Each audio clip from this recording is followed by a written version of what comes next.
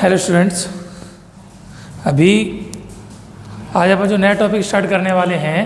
अभी लास्ट अपन जो टॉपिक पढ़कर आए थे उसमें थे Biot Savart's law and their applications, Biot Savart का नियम और उसके अनुप्रयोग। आज अपने को नया टॉपिक पढ़ना है तो वो है कि कोई भी चार्ज पार्टिकल किसी भी इलेक्ट्रिक फील्ड में अगर मोशन करता है तो उसके ऊपर कितना फोर्स लगता है, कितना फोर्स एक्सपीरियंस करता है और उसकी क्या क्या कंडीशंस होती हैं, उनके बारे में अपने को बात करनी है।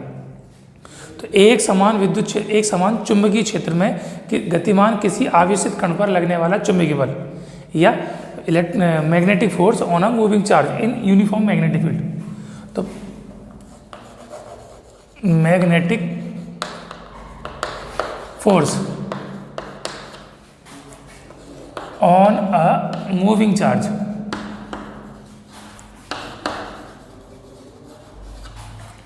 इन uniform electric field, uniform magnetic field,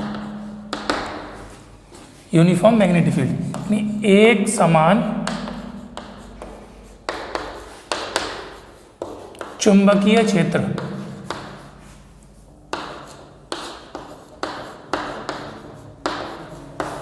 गतिमान या गतिशील आवेश पर लगने वाला चुंबकीय बल।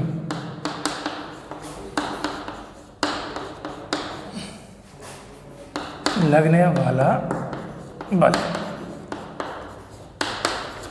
तो कोई भी पार्टिकल, हम किसी चार्ज पार्टिकल के बारे में विचार करते हैं, किसी कण के बारे में विचार करते हैं जो आवेशित है, एक समान रूप से आवेशित है, और किसी चुंबकीय क्षेत्र में अगर वो गति करता है तो उस चुंबकीय क्षेत्र के कारण उस पर कितना बल लगेगा, उस बल की हमको गणना करनी है। बल तो लगता ही है, लेकिन कितना बल लगेगा उसके बारे में अपने को बात करनी है। बाकी सिंपल सा फॉर्मूला है कि हम कोई पार्टिकल के बारे में विचार करते हैं तो वो उसका जो चार्ज है वो क्यू है, वो मूव कर रहा है किसी v वेलोसिटी से। कितने वेलोसिटी से मूव कर रहा है? v वेलोसिटी से मूव कर रहा है। सदिश राशि है, वेक्टर क्वांटिटी है, तो हमने वेक्टर लगाया। और कहाँ पर मूव कर रहा है? किसी मैग्नेटिक फील्ड में। कोई मैग्नेटिक फील्ड है जो यूनिफॉर्म है, एक समान है। इसका मतलब ऐसा है कि जितना चुंबकीय क्षेत्र की तीव्रता इस बिंदु पर है उतनी इस बिंदु पर है, उतनी उसके आगे बिंदु पर है। उसके परिमाण में कोई फर्क नहीं आए, इसलिए इसको यूनिफॉर्म बोलते हैं, एक समान चुंबकीय क्षेत्र। और कोई चुंबकीय क्षेत्र ले लिया, चुंबकीय क्षेत्र किससे दर्शाते हैं? तो बी, ये सदिश राशि तो वेक्टर हो गया। और हमने मान लिया इनके बीच का कोण अगर थीटा है, तो कोई भी आवेशित कण जिसका परिमाण, जिसका चार्ज का मैग्नीट्यूड कितना है? क्यू है। Magnetic field uniform magnetic field है जिसका मैग्नीट्यूड भी है और वेक्टर क्वांटिटी है तो बी वेक्टर। और वहाँ पर v वेलोसिटी से ये ट्रेवल कर रहा है and the angle between velocity and B vector is theta. चुंबकीय क्षेत्र और इसके बीच जो कोण है वो कितना है? थीटा है। उस केस में यह एक बल का अनुभव करेगा, चुंबकीय बल।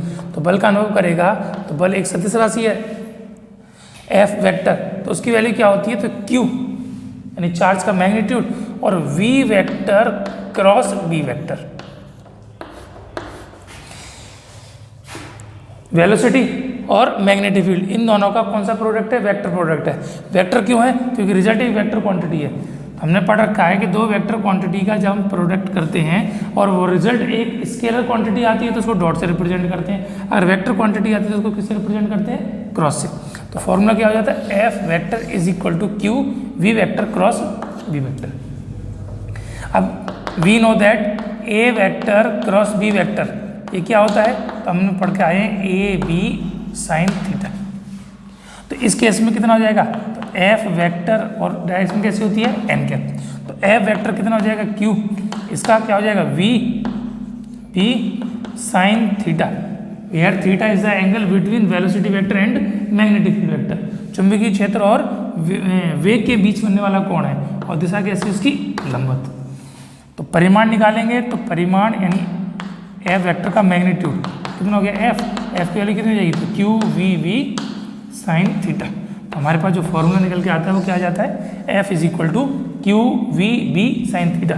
Q क्या चीज़ है? मैग्नीट्यूड ऑफ चार्ज, जो आवेश है उसका परिमाण। V क्या है? वेलोसिटी ऑफ द पार्टिकल, जो कण है उसका वेग। और कैपिटल B क्या है? चुंबकीय क्षेत्र की तीव्रता, intensity of magnetic field. And theta is the angle between V and B, चुंबकीय क्षेत्र और वेग के बीच बनने वाला कोण है। फोर्स है तो न्यूटन, फोर्स है तो यूनिट इसकी क्या हो जाएगी? न्यूटन। ठीक है। तो F इक्वल टू कितना हो गया, Q V V sine theta. अब ध्यान कीजिए, जब मैग्नेटिक फील्ड आपको कराया था तो मैग्नेटिक फील्ड चाहे आपने जो भी निकाला था बाय सिवार्ट्स लॉ से म्यू नॉट अपॉन 4 पाई डी भी निकाला था, तो कितना आया था I D L sine theta upon में आर स्क्वायर। इस समय आपको जो यूनिट बताई थी तो यूनिट या तो टेस्ला थी और दूसरी क्या बताई थी न्यूटन अपॉन एम्पियर मीटर। तो ये न्यूटन अपॉन एम्पियर मीटर कहाँ से आया, वो इस फॉर्मूले से आया। कैसे निकाला, तो F equal to Q V V sine theta. तो V की वैल्यू कितनी जाएगी, F upon Q V sine theta. लगा, F की यूनिट क्या है इसकी, F की है न्यूटन, इसकी चार्ज है तो कूलम, वेलोसिटी है तो मीटर पर सेकंड, और साइन थीटा की एंगल की कोई यूनिट नहीं होती, कूलम अपॉन सेकंड। तो I इज इक्वल टू क्या होता है Q upon T, coulomb upon second, I के बराबर यानी एम्पियर। तो ये एम्पियर लगा दें तो V इक्वल टू क्या हो जाएगा, तो न्यूटन अपॉन एम्पियर मीटर। तो ये जो यूनिट आई थी न्यूटन अपॉन एम्पियर मीटर, वो इस फॉर्मूले से आई थी। आपको जब बताया था तभी मैंने कहा था कि जब ये यूनिट कहाँ से है, इसको आगे अपन अगले जो टॉपिक पढ़ेंगे उसमें निकल के आएगा, तो वहाँ से आया। तो कोई भी आवेशित कण जब किसी चुंबकीय क्षेत्र में गति करता है तो वह एक बल का अनुभव करता है, और उस बल की वैल्यू कितनी होती है, Q V V sine theta. Charge, उसका मैग्नीट्यूड, वेलोसिटी, मैग्नेटिक फील्ड और angle between velocity and magnetic field. Is that clear. अब यहाँ से एक कंडीशन और आ जाती है, हमने पढ़ रखा है कि कोई भी जब भी चार्ज पार्टिकल है कहीं भी प्रेजेंट होता है, अगर वो रेस्ट में है तो क्या प्रोड्यूस करता है, तो प्रोड्यूस करता है इलेक्ट्रिक फील्ड। जब भी स्थिर अवस्था में है तो क्या करता है, एक विद्युत क्षेत्र उत्पन्न करता है। लेकिन जैसे ही वो गति करने लगता है तो विद्युत क्षेत्र तो था ही, उसके साथ साथ चुंबकीय क्षेत्र भी गति कर उसमें उत्पन्न हो जाता है, तो चुंबकीय क्षेत्र भी हो जाता है। अब कोई भी कण किसी ऐसे स्थान पर गति कर रहा हो, ऐसे हम कल्पना करते हैं जहाँ पर मैग्नेटिक फील्ड तो है ही और साथ साथ इलेक्ट्रिक फील्ड भी वहाँ पर प्रेजेंट है। अगर कोई भी एक्सटर्नल इलेक्ट्रिक फील्ड है, इसके कारण नहीं, पार्टिकल की वजह से नहीं, जो पहले से वहाँ पर उत्पन्न है किसी बाह्य कारक की वजह से, किसी एक्सटर्नल कॉज की वजह से, तो उसके कारण कितना उस पर बल लगेगा, तो इसके बारे में विचार करते हैं। तो ये है कि अगर कोई कण किसी ऐसे स्थान पर है जहाँ चुंबकीय क्षेत्र है और साथ ही साथ विद्युत क्षेत्र भी है, तो चुंबकीय क्षेत्र और विद्युत क्षेत्र दोनों उपस्थित हैं, तो इस ऐसी स्थिति में दो प्रकार के बलों का अनुभव करेगा। तो force due to magnetic field, चुंबकीय क्षेत्र के कारण बल, तो कितना हो जाएगा F। मैग्नेटिक फील्ड की वजह से हमने FM मान लिया, कितना अभी हम निकाल के आए तो Q into V vector cross D vector. Magnetic field यानी चुंबकीय क्षेत्र की वजह से कितना बल होता है, अभी अपने निकाला था Q V B sine theta या Q into V vector cross V vector.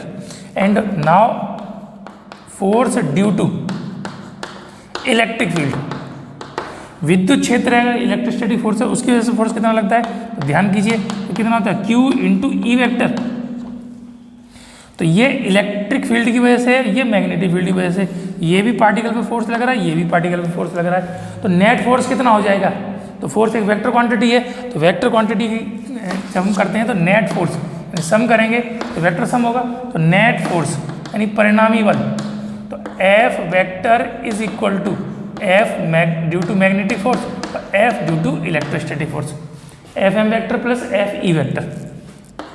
तो F vector equal to Q V vector cross V vector और प्लस Q और E वेक्टर।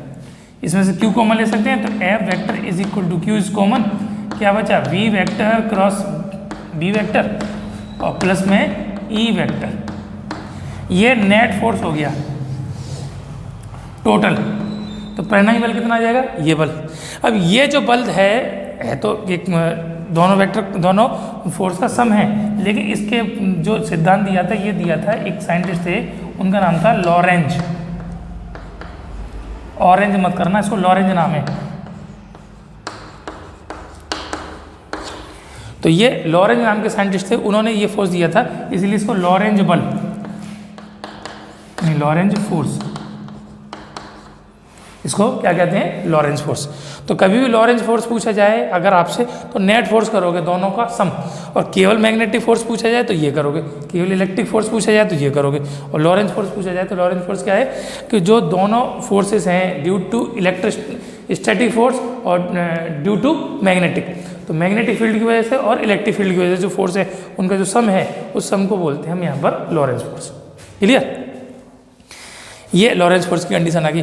अब इसमें एक कंडीशन और हो सकती है, उसके बारे में अपन थोड़ा सा डिस्कशन कर लेते हैं। कोई कंडीशन ऐसी है कि कोई पार्टिकल एक ऐसी जगह मूव कर रहा है जहाँ इलेक्ट्रिक फील्ड भी है और मैग्नेटिक फील्ड भी है, तो दोनों टाइप के फोर्स हो गए। लेकिन कंडीशन है कि F जो नेट फोर्स है वो 0 है, यानी लॉरेंस फोर्स है उसकी वैल्यू कितनी है 0। ऐसी कोई सिचुएशन आ गई, ऐसी कंडीशन आ गई कि जहाँ पर पार्टिकल जा रहा है, मैग्नेटिक फील्ड भी है फोर्स लगाएगा, इलेक्ट्रिक फील्ड है वो भी फोर्स लगाएगा, दोनों की वजह से जो नेट फोर्स आएगा वो लॉरेंस फोर्स हो जाएगा। उसके ऊपर कोई ना कोई रिजल्टेंट फोर्स होना चाहिए। लेकिन कंडीशन ऐसी है कि नेट फोर्स की वैल्यू 0 है। If net force equal to 0 तो क्या हो जाएगा, Q V vector cross B vector और plus Q E vector is equal to 0 क्या? ठीक। या इससे पहले हम चाहे तो इसको ऐसे लिख सकते हैं कि एक तो मैग्नेटिक फोर्स था और दूसरा इलेक्ट्रिक फोर्स था, ये इन दोनों का टोटल जो सम है वो कितना आ रहा है, वो 0 आ रहा है। अगर 0 है तो F magnetic force is equal to minus का F ई वेक्टर हो जाएगा, दूसरी साइड में ले जाएंगे तो नेगेटिव हो जाएगा। इसका मैग्नीट्यूड ले लो तो F m vector mod is equal to minus का F ई वेक्टर मोड। इसका मोड लगाया तो ये आता क्या, Q V V sine theta, और ये क्या हो जाएगा Q E. If particle is perpendicular, यानी मैग्नेटिक फील्ड के परपेंडिकुलर मूव कर रहा है, तो साइन 90 और साइन 90 वैल्यू कितनी होती है 1। वैल्यू पुट करते हैं तो Q V B is equal to Q E, Q Q cancel out, तो v इक्वल टू कितना हो जाएगा e अपॉन बी। ऐसे केस में जो वेलोसिटी है वो कितनी हो जाती है e और b के रेशियो के बराबर हो जाती है। मैं इलेक्ट्रिक फील्ड और मैग्नेटिक फील्ड इन दोनों का रेशियो किसका हो जाता है, वेलोसिटी के बराबर। ठीक है, तो इसको बोलते हैं वेलोसिटी फिल्टर। तो ये जो टर्म है, this term is also known as velocity filter. Hindi में बोलेंगे तो उसको बोलेंगे वेग वर्णक। तो ये वेलोसिटी फिल्टर कहलाता है। इस टर्म का यूज साइक्लोट्रॉन में होता, बट साइक्लोट्रॉन आपका अब इस सिलेबस में से हटा दिया गया है, तो इसलिए इसकी जरूरत नहीं पड़ेगी। लेकिन न्यूमेरिकल में ये फॉर्मूला आपका सीधे सीधे काम आ जाएगा। कंडीशन क्या दी जाए कि अगर कोई भी पार्टिकल ऐसी जगह मूव कर रहा है कि वो परपेंडिकुलर डायरेक्शन में मूव कर रहा है मैग्नेटिक फील्ड के, उस केस में और नेट फोर्स तो 0 है, तो वेलोसिटी की वैल्यू कितनी हो जाएगी, तो इसकी वैल्यू हो जाएगी ई और बी के रेशियो के बराबर। ठीक है, अगर परपेंडिकुलर भी नहीं किसी भी एंगल पे है तो क्या हो जाएगा, यहाँ साइन थीटा आ जाएगा, तो रिजल्ट कितना आ जाएगा V B sine theta equal to E, तो V velocity equal to E upon B sine theta. Clear? तो इस तरीके से हम इसकी गणना कर सकते हैं। अब दूसरी बात, मैग्नेटिक फोर्स के बारे में हमने जो पढ़ रखा है अभी, तो पढ़ा है फॉर्मूला, तो क्या है formula, F Q V vector cross B vector. तो इसकी डायरेक्शन कैसे होती है, तो डायरेक्शन हम पढ़ चुके हैं ऑलरेडी कि V vector cross B vector, यानी A vector cross V vector जब भी होता है तो डायरेक्शन कैसी हो जाती है, तो ए बी साइन थीटा और एन कैप। एन कैप कैसी होती है, तो हमने पढ़ रखा है ए वेक्टर ये है, बी वेक्टर ये है। ए वेक्टर क्रॉस बी वेक्टर करते हैं तो इस केस में साइन 90 जो एंगल होती है वो कैसी हो जाती है कि वो अगर इस डायरेक्शन में मूव कर रहा है तो इनवर्ड्स होगी, इस डायरेक्शन में मूव कर रहा है तो ये आउटवर्ड्स होगी। यहाँ पर जो फोर्स निकालने की अगर हम बात करते हैं तो ये आप एक 10th क्लास में पढ़कर आए थे, तो ध्यान हो आपको, तो आपने पढ़ा था फ्लेमिंग्स लेफ्ट हैंड रूल, यानी फ्लेमिंग के बाएं हाथ का नियम। तो फ्लेमिंग का जो बाएं हाथ का नियम है उस नियम का उपयोग करते हुए हम इस पर जो फोर्स है उसकी डायरेक्शन को कैलकुलेट कर सकते हैं। तो फ्लेमिंग्स लेफ्ट हैंड रूल क्या है कि अगर हम अपने लेफ्ट हैंड, लेफ्ट जानते हो लेफ्ट और राइट, दायां हाथ और बायां हाथ, तो ये लेफ्ट हैंड है, उस लेफ्ट हैंड में हम इस तरीके से उसको करें कि थंब और उसके पास की दोनों जो फिंगर्स हैं वो तीनों एक दूसरे के परपेंडिकुलर हो जाए। अंगूठा ऊपर की तरफ है, ये फिंगर इधर है, ये फिंगर इधर है, तो ये थंब, ये फर्स्ट फिंगर, ये मिड फिंगर, अंगूठा इसको बोलते हैं तर्जनी और इसको बोलते हैं मध्यमा। हिंदी में लिखा हुआ तो तर्जनी मध्यमा, फर्स्ट फिंगर और मिडिल फिंगर, और ये थंब है यानी अंगूठा। तो तीनों एक दूसरे के परपेंडिकुलर हैं, तो उस केस में क्या था कि अगर जो फर्स्ट फिंगर है ये मैग्नेटिक फील्ड यानी चुंबकीय क्षेत्र की दिशा को व्यक्त करती है, और ये जो मिडिल फिंगर है ये किसको व्यक्त करती है, ये जिस दिशा में आवेश गति कर रहा है, पार्टिकल जिस डायरेक्शन में मूव कर रहा है, और जिस डायरेक्शन में पार्टिकल मूव करेगा पॉजिटिव चार्ज पार्टिकल, उसी डायरेक्शन में क्या होगी, इलेक्ट्रिक करंट फ्लो करेगा। किसी भी आवेश की जो गति है, गति की दिशा, धनात्मक आवेश की गति के प्रवाह की दर को क्या कहते हैं, विद्युत धारा कहते हैं। जिस डायरेक्शन में पॉजिटिव चार्ज आएगा वही डायरेक्शन किसकी हो जाएगी, इलेक्ट्रिक करंट की। तो ये करंट की भी डायरेक्शन है और पॉजिटिव पार्टिकल के मोशन की डायरेक्शन है, धनात्मक आवेश के कण की दिशा है, और ये मैग्नेटिक फील्ड है। तो ये मैग्नेटिक फील्ड को रिप्रेजेंट करे, ये पार्टिकल जो मूव कर रहा है उसकी डायरेक्शन को रिप्रेजेंट करे, तो ये अंगूठा उस चालक पर लगने वाले बल की दिशा को व्यक्त करता है। Then the thumb indicate the direction of the force applied on the moving particle। ठीक है, तो इस तरीके से हम याद रख सकते हैं, ये अंगूठा फोर्स को, फर्स्ट फिंगर है मैग्नेटिक फील्ड को, और ये करंट को या चार्ज की डायरेक्शन को। इसको बड़ा आसान तरीके से हम याद रख सकते हैं। याद करने की ट्रिक है, तो याद करने की ट्रिक है ये father mother child, father mother child. घर में क्रम में होते हैं, सबसे बड़ा पहले कौन, फादर, उसके बाद मदर, उसके बाद बच्चे होंगे, चाइल्ड होगा। तो फादर मदर चाइल्ड, यहाँ पर फादर मदर चाइल्ड किसको इंडिकेट करते हैं, तो फादर जो बनता है FATHER, पहला लेटर F हो गया, तो ये पहला लेटर F को रिप्रेजेंट करता है, मतलब फोर्स। फादर से क्या हो जाएगा, फोर्स। मदर तो पहला लेटर M को रिप्रेजेंट करता है, M यानी मैग्नेटिक फील्ड, ये मैग्नेटिक फील्ड को रिप्रेजेंट करेगा। और चाइल्ड तो C यानी करंट या चार्ज, तो पॉजिटिव चार्ज की डायरेक्शन या करंट की डायरेक्शन को तो ये फिंगर रिप्रेजेंट करती है, मैग्नेटिक फील्ड को ये रिप्रेजेंट करती है, फोर्स को ये रिप्रेजेंट करेगा। फोर्स यानी बल, मैग्नेटिक फील्ड यानी चुंबकीय क्षेत्र, और ये चाइल्ड यानी धारा या धनात्मक आवेश की गति की दिशा।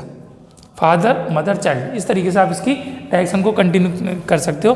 तो ये पार्टिकल इधर मूव कर रहा है, मैग्नेटिक फील्ड इधर है, मोशन इधर है, या ऐसा मान सकते हैं जनरली हम 3D में मैग्नेटिक फील्ड को इनवर्ट्स या आउटवर्ड्स मानते हैं। जो प्लेन हम ले रहे हैं उसमें अंदर की तरफ मैग्नेटिक फील्ड है या बाहर की तरफ है, तो जैसे उसमें निकाला था आपने सर्कुलर लूप की वजह से, तो मैग्नेटिक फील्ड इनवर्ट्स आया था। और ये पार्टिकल मूव कर रहा है तो फोर्स किधर लगेगा, तो ऊपर की तरफ लगेगा। क्लियर। तो इस तरीके से हम फोर्स की वैल्यू, जो मैथमेटिकल वैल्यू है वो इस फॉर्मूले से कैलकुलेट कर लेते हैं, और उसकी डायरेक्शन है वो फ्लेमिंग्स लेफ्ट हैंड रूल, जो रूल है उस फॉर्मूले से यहाँ पर मैग्नेटिक फील्ड की डायरेक्शन को निकाल सकते हैं। अब ये फॉर्मूला हमारे पास आ गया, F vector is equal to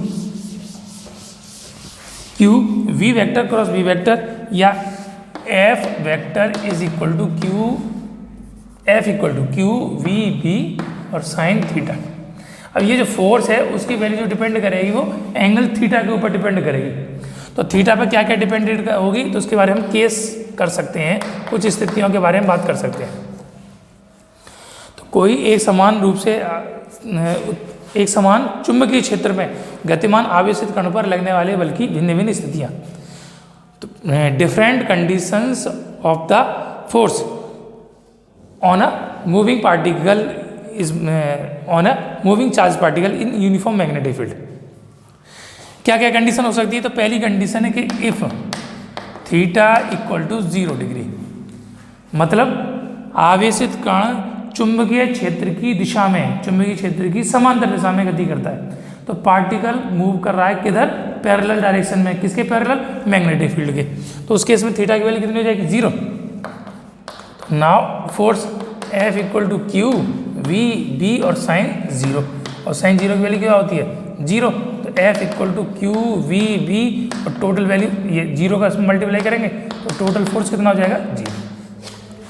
इस केस में फोर्स की वैल्यू कितनी हो जाएगी, 0। क्लियर। अब दूसरा केस समझने का यहाँ से, तो केस सेकेंड, तो अगर पार्टिकल किसी मैग्नेटिक फील्ड में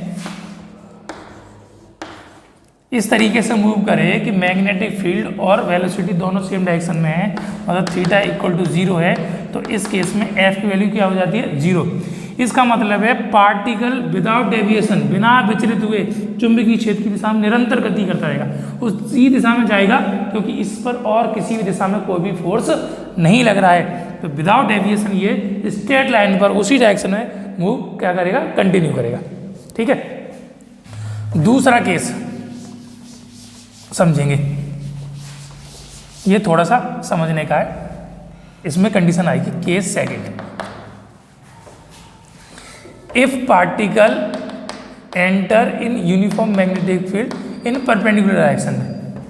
तो परपेंडिकुलर डायरेक्शन में कोई पार्टिकल एंटर करता है, चुंबकीय क्षेत्र की लंब दिशा में गति करता है, प्रवेश करता है, तो उस कंडीशन में क्या आएगा, तो now force equal to Q V B sine 90।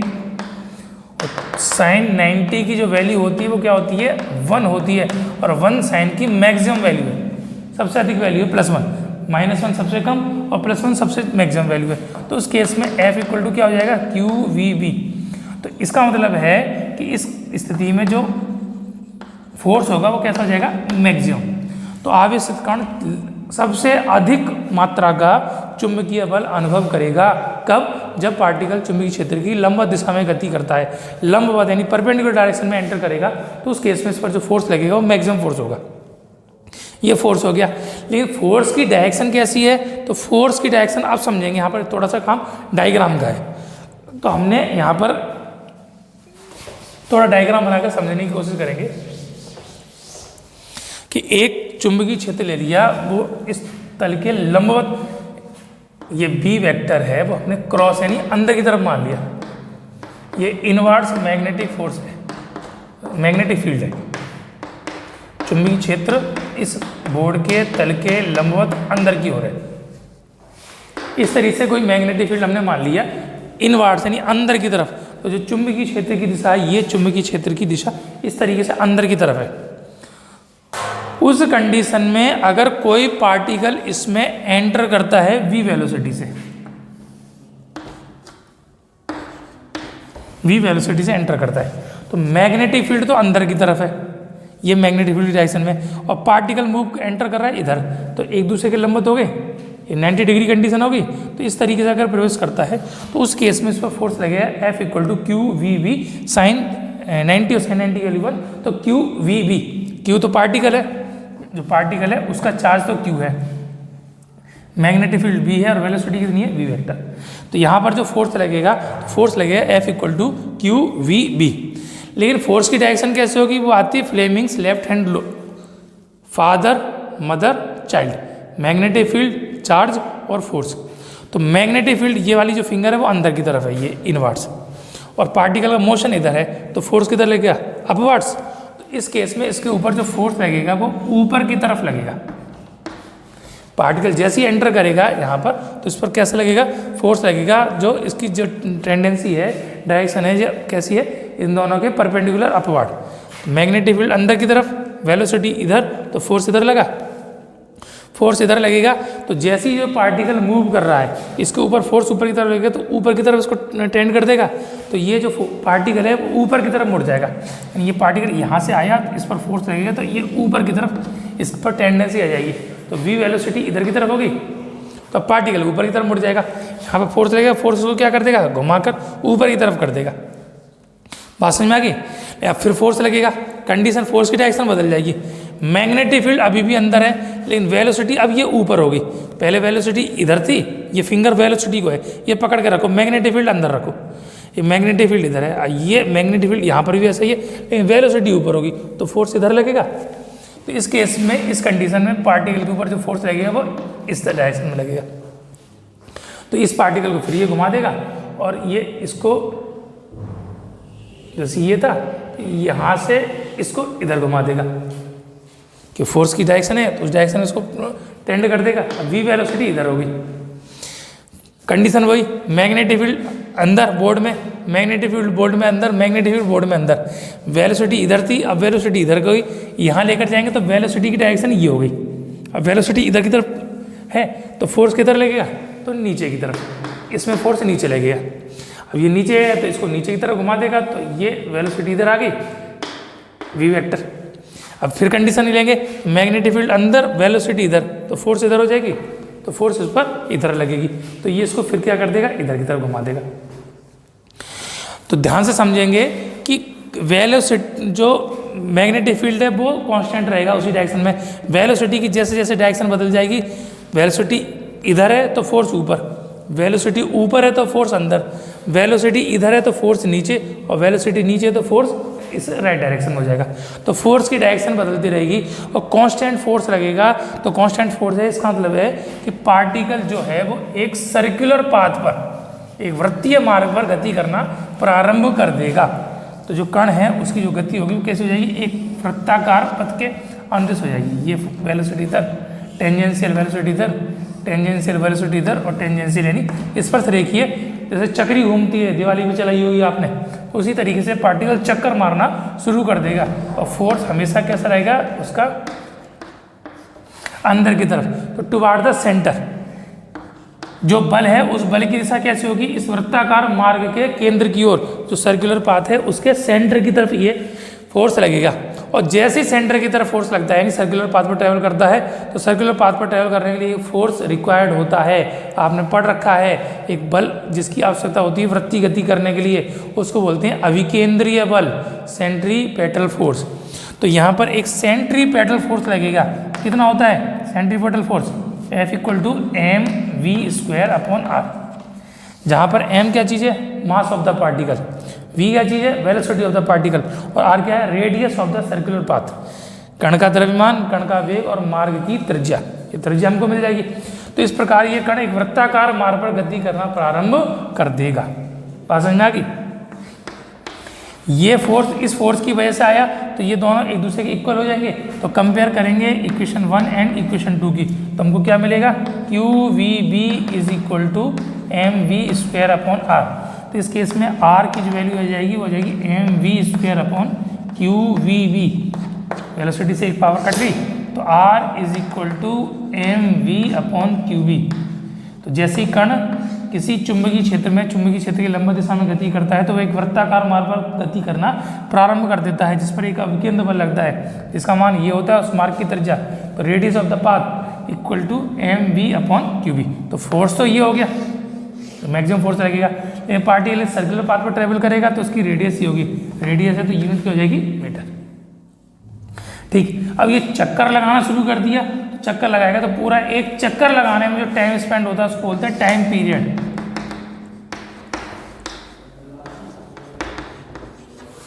Time period मतलब उसका आवर्तकाल। तो ये जो आवर्तकाल लगेगा तो t इज इक्वल टू कितना आएगा, तो चाल बराबर दूरी बटे समय, तो समय बराबर दूरी बटे चाल। दूरी कितनी होगी इसकी सरकमफेरेंस के बराबर 2 पाई r, और वेलोसिटी कितनी है v। r हम निकाल चुके, वैल्यू पुट कर दो 2 पाई अपॉन v, और r की वैल्यू कितनी है, तो r equal to M V upon Q V. v से v कट गया, तो t इज इक्वल टू कितना आएगा, तो t equal to 2 pi m upon Q B. ये इसका टाइम पीरियड हो जाएगा, टाइम पीरियड तो यूनिट की हो जाएगी सेकेंड। तो जैसे ही पार्टिकल किसी सर्कुलर पाथ, अब यहाँ दोबारा कंडीशन समझ लेते हैं, जैसे ही पार्टिकल मैग्नेटिक फील्ड के परपेंडिकुलर यानी लंबा दिशा में प्रवेश करता है तो वो अधिकतम बल का अनुभव करता है। इसकी मैक्सिमम फोर्स की वैल्यू कितनी जाती है, क्यू वी बी।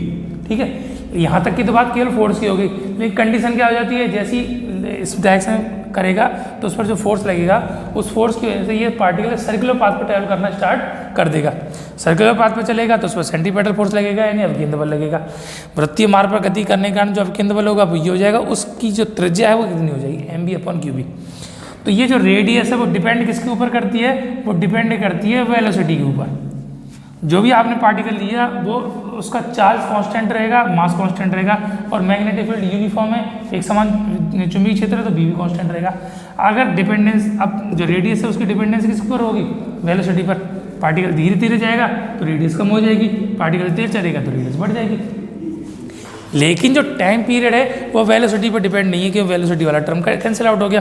तो क्या बचा, तो ये जो डिपेंडेंसी है इसकी किसके ऊपर होगी, तो केवल और केवल 2 पाई एम अपॉन क्यू बी, मास के ऊपर डिपेंडेंसी है, चार्ज के ऊपर डिपेंडेंसी है, और इसके मैग्नेटिक फील्ड के ऊपर डिपेंडेंसी है। 2 पाई तो नंबर्स है, कांस्टेंट है। मास भी पार्टिकल का कांस्टेंट रहेगा और चार्ज भी कांस्टेंट रहेगा, और मैग्नेटिक फील्ड यूनिफॉर्म है। इसका मतलब है कि जो टाइम पीरियड है वो हमेशा कैसा रहेगा, कांस्टेंट रहेगा। अगर पार्टिकल हम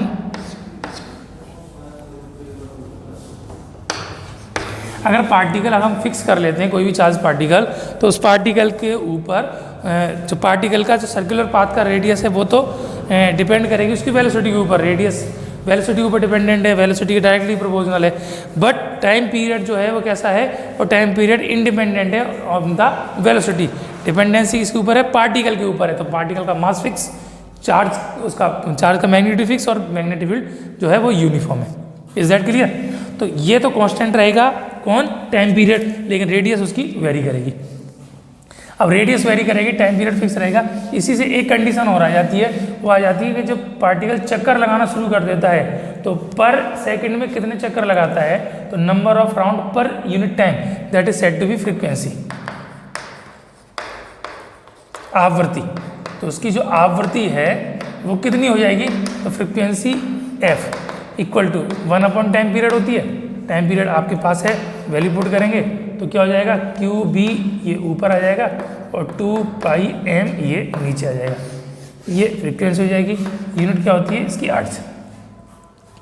तो यहाँ से हमको क्या मिला कि पार्टिकल जब भी परपेंडिकुलर यूनिफॉर्म मैग्नेटिक फील्ड में परपेंडिकुलर डायरेक्शन में ट्रैवल करता है तो मैक्सिमम फोर्स लगता है। उस फोर्स की वजह से सर्कुलर पाथ में चलता है, उसकी रेडियस इतनी है, और चक्कर लगाने में जो टाइम लगता है तो टाइम पीरियड इतना आता है, और उसकी फ्रिक्वेंसी आ जाती है। फ्रिक्वेंसी और टाइम पीरियड तो कांस्टेंट रहता है पार्टिकल के लिए। रेडियस डिपेंड करती है उसकी वेलोसिटी के ऊपर। वेलोसिटी वेरी करेगी तो इसकी रेडियस भी वेरी कर जाएगी। क्लियर? अब तीसरा एंड फाइनल केस, इसका जो थर्ड एंड फाइनल केस है वो और समझेंगे। तीसरा केस इसमें हम एज्यूम करते हैं कि पार्टिकल, पहले हमने माना था 0 डिग्री पर ट्रेवल करता है यानी पैरेलल। दूसरा केस हमने माना था कि पार्टिकल 90 डिग्री पर एंटर करता है यानी परपेंडिकुलर। अब तीसरा केस मान लेते हैं पार्टिकल किसी थीटा एंगल पर इसके ऊपर इसमें एंटर करता है, theta, where theta is less than 90 degree and is greater than to 0 degree. यानी 0 और 90 के बीच में एंटर करा है किसी भी एंगल पर, तो 0 से तो बड़ा है और 90 से छोटा है।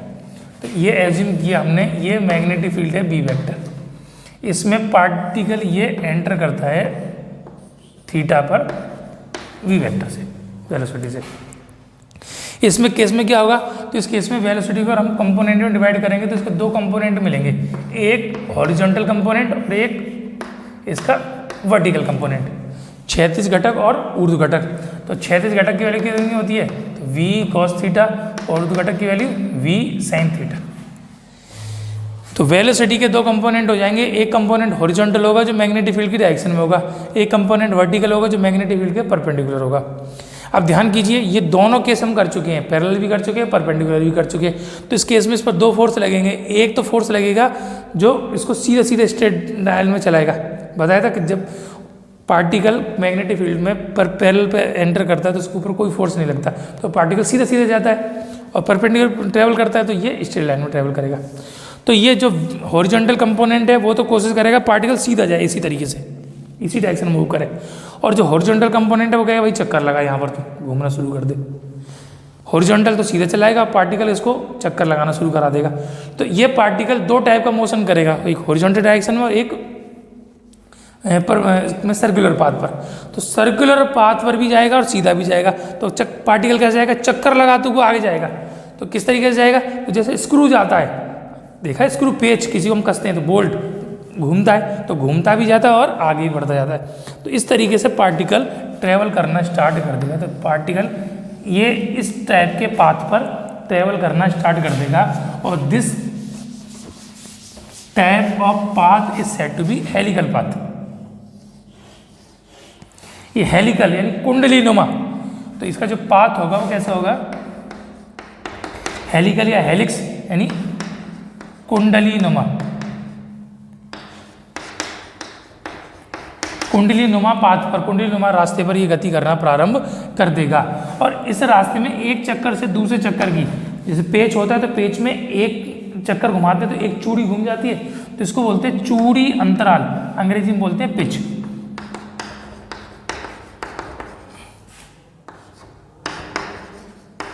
चूड़ी अंतराल, तो इसमें हमको चूड़ी अंतराल निकालना है और बाकी चीज़ निकालनी है। तो इस केस में फोर्स तो जो लगेगा वो लगेगा Q V V sine theta, ये तो फोर्स हो गया।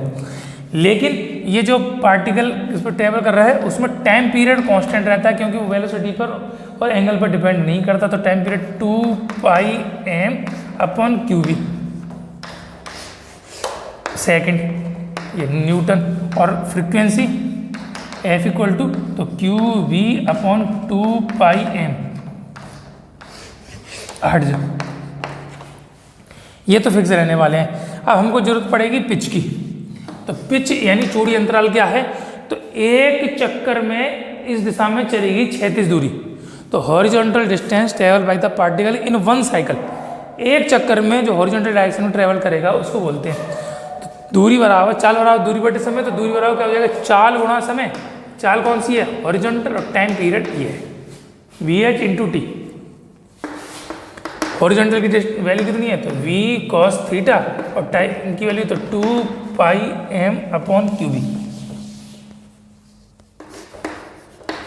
तो इस तरीके से जो पिच आ जाती है वो आ जाती है हमारे पास 2πmv cos θ/qv। डिस्टेंस है तो ये कंडीशंस हो गई किसकी, कोई भी पार्टिकल जब किसी यूनिफॉर्म मैग्नेटिक फील्ड में v वेलोसिटी से अगर एंटर करता है तो उस पर क्या कितना फोर्स लगता है और क्या क्या उसकी कंडीशन होती है। तो फोर्स हमने निकाला, लॉरेंस फोर्स निकाला, और थीटा की वैल्यू वेरी करते हुए हमने कंडीशन निकाली। 0 पर निकाला तो इसका मतलब कोई फोर्स नहीं लगेगा, सीधे जाएगा। 90 पर निकाला तो सर्कुलर पाथ पर ट्रैवल करना स्टार्ट कर देगा, और 90 और 0 के बीच में तो सर्कुलर पाथ पर भी ट्रैवल करेगा और हॉरिजॉन्टल डिस्टेंस भी चलेगा।